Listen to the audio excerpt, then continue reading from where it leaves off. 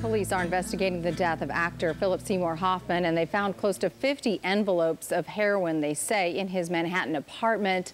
And that's according to two law enforcement sources. The sources say investigators also uncovered more than 20 used syringes and bottles of prescription drugs. The 46-year-old Oscar-winning actor was found dead on Sunday on his bathroom floor. He had a syringe in his left arm, according to police, and an autopsy is scheduled for today. Now, Hoffman's death is bringing attention to a major spike, I should say, in heroin use around the country. Joining us this morning with more on the deadly addiction is addiction counselor Erica Spiegelman. Good morning. Thanks for being here. Thank you for having me. A rise is what I'm trying to say in use. What do you think is causing this spike in use? Yeah, I think it's the prescription pills are so readily available for people. Doctors seem to be prescribing it when anybody needs it for stress or anxiety. And so the pills get people started, and then their tolerance increases. And then when they really need more pills, they actually turn to street drugs because it's hard to get them, keep going back to doctors. They won't prescribe them any longer.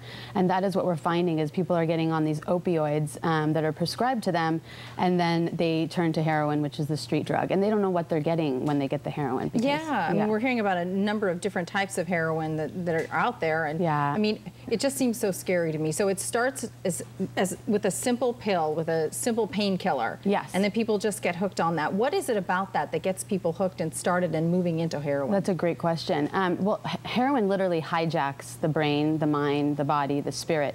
So people begin to take heroin, and it releases dopamine into the system. And we naturally excrete dopamine when we have, we experience pleasure, we have, love in our life, we eat chocolate, whatever that is. We naturally release it. When you take heroin, it releases an extra amount of dopamine, and people seem to they crave that after they've experienced that. So that's where it hijacks the mind. The body, it attaches to the tissues in people's bodies, and so the withdrawal is terrible. My clients have shared with me that it's excruciating when the heroin starts to leave the system, so they have to put more in it. And then it hijacks the spirit. If you have children, you understand you're hiding it from your kids, you're not telling your family, you're lying, and there's a lot of shame attached to that. And so your spirit becomes deadened. How do you know if somebody is taking heroin? There might be people, I mean, this is such an epidemic. I understand that, it's in neighborhoods, moms, all kinds of people taking it. It does not discriminate. So how would you know someone that might be taking heroin? I would say the red flags and the signs to look for are fatigue, losing weight, the loss of some kind of passion. They stop, engaging in hobbies that they like. They're late for their job. They're missing school, things like that. There's a lot of red flags, but it's usually around the behaviors. And we talk about celebrities, and we've seen so many celebrities that have died because of drug overdoses. We saw Whitney Houston, and Corey Monteith, and now Philip Seymour Hoffman. And they live a life of excess, so they're enabled a lot. Absolutely. Is that why, they can do things like this? They end up getting hooked because there are people in their lives that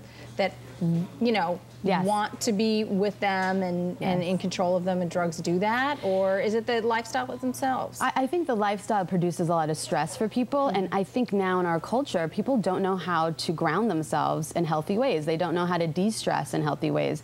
Meditation, yoga, exercise, and people are now turning to the prescription drugs and heroin and other drugs that they give a fast release of that stress. And so it's just a quick fix. And with these celebrities too, they have all these yes men around them.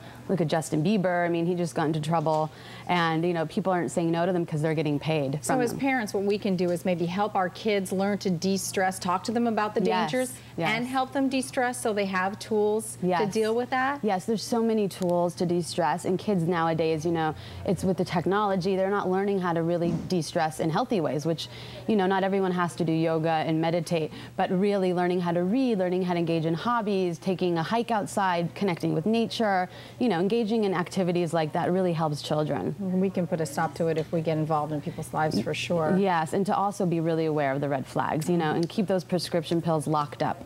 Yeah, parents put those prescription pills away in the cabinets. Could be a gateway. Erica Spiegelman, thank you so much for coming in. You're welcome. Thank you for having me. Appreciate your perspective. Yeah.